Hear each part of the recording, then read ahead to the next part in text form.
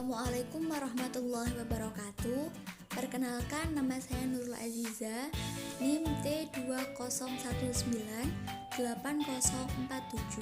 Saya dari kelas Tadris Biologi 2. Di sini saya akan sedikit menjelaskan tentang proses fotorespirasi pada tumbuhan.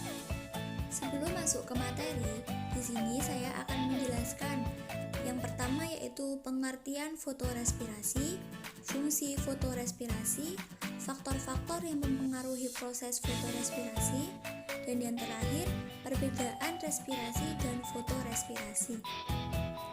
Yang pertama yaitu pengertian fotorespirasi.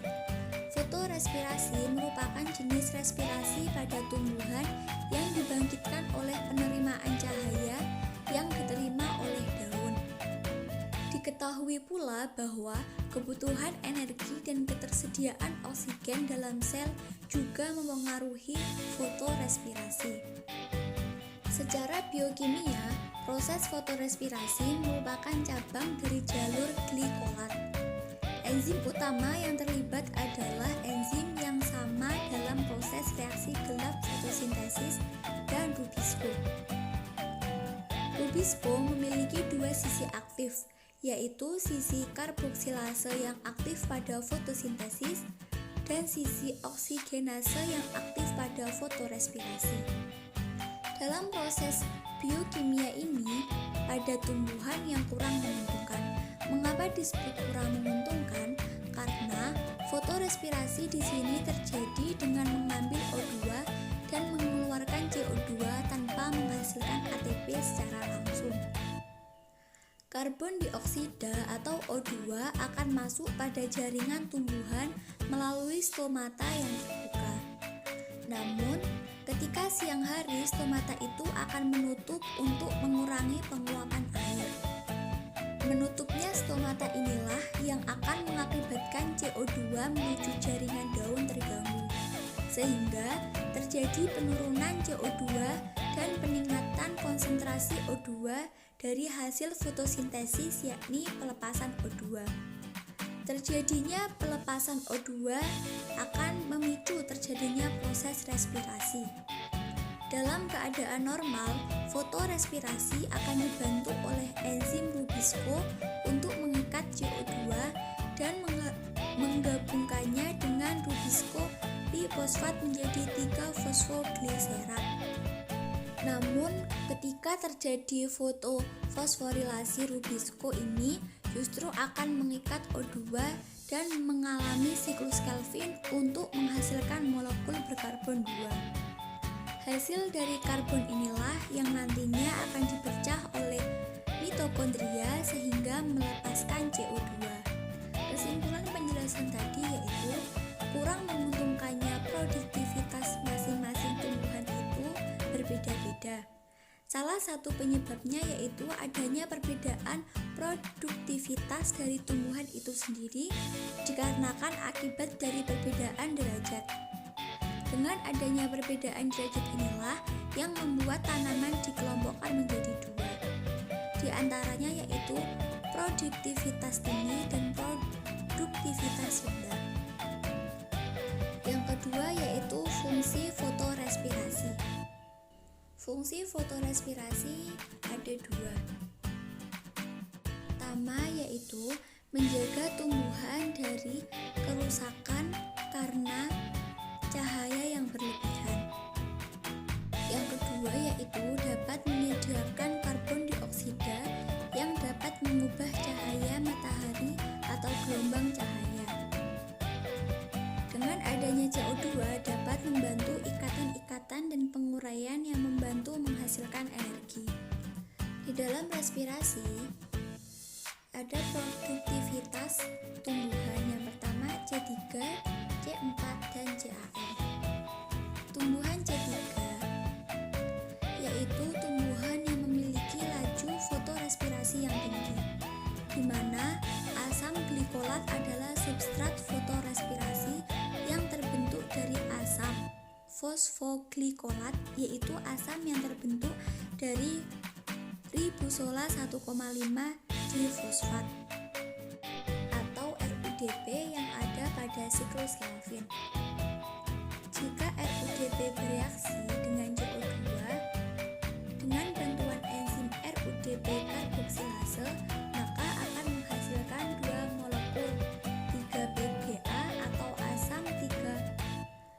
fosfogliserat. Tetapi apabila bereaksi dengan O2 dan dengan bantuan enzim RUDP, oksigenase akan menghasilkan satu molekul 3-PGA dan satu molekul asam 2-fosfoglikolat. Selanjutnya akan mengalami defosforilasi menjadi asam glikolat yang kemudian asam tersebut akan masuk pada peroksisom yang terdapat dalam mesofil. Pada paroksisom inilah terdapat dua enzim, yaitu asam glikolat oksidase dan katalase. Dan enzim inilah yang berfungsi untuk mengoksidir asam glikolat menjadi asam glikosilat dan kemudian mengubahnya menjadi glikosin. Setelah itu, glisin akan terbentuk di mitokondria. Setelah dari mitokondria akan membentuk serin dan CO2 yang akhirnya serin ini akan keluar dan diubah menjadi karbohidrat. Yang kedua yaitu C4. Laju respirasi pada C4 sangat rendah. Sebelumnya kita akan mempelajari terlebih dahulu proses penyematan CO2 dalam tumbuhan itu sendiri oleh proses fotosintesis. Pada proses fotosintesis yang melakukan penyematan CO2 pada tumbuhan C4 akan bereaksi pada asam festainol,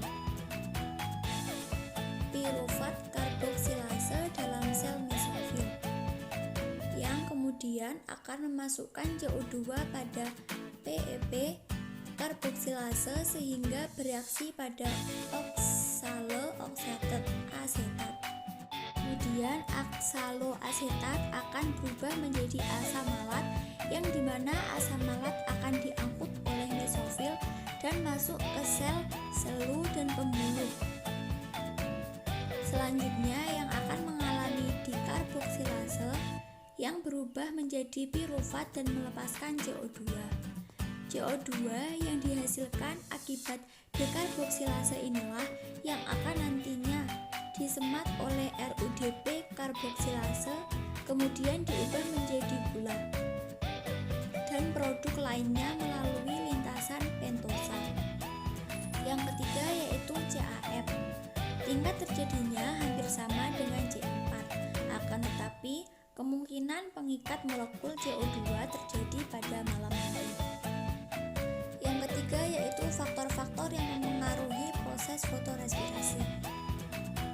Yang pertama, jika sel memiliki sedikit O2 tetapi banyak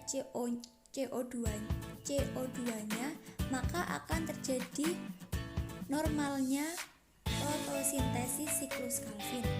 Yang kedua, intensitas cahaya.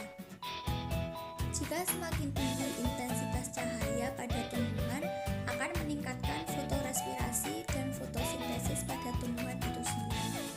Yang ketiga yaitu temperatur.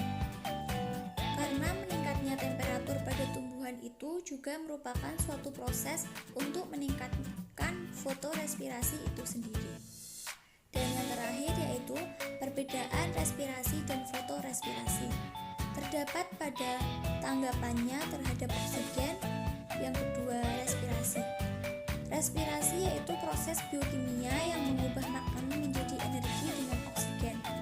Sedangkan fotorespirasi itu sendiri yaitu proses respirasi yang berlangsung cepat terjadi di organ fotosintesis dan bergantung pada cahaya. Mungkin cukup sekian penjelasan dari saya tentang fotorespirasi. Kurang lebihnya mohon maaf.